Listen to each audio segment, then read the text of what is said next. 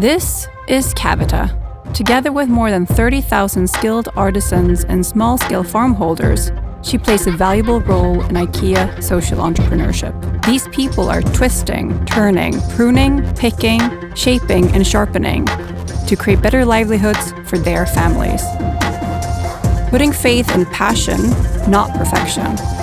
Being creative with techniques, and knowing how to laugh when things don't go as planned.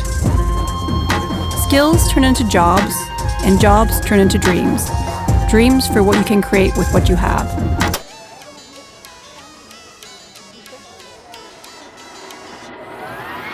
And how you can change your life. Since 2012, IKEA has been creating jobs for people from vulnerable and marginalized groups. The program empowers them to earn a living doing what they love, for themselves, with their families, and on their terms. IKEA works with social businesses who amplify this mission, because skills at scale make a difference. This is how we shape IKEA's business to create better livelihoods for women like Cavita. This is IKEA social entrepreneurship.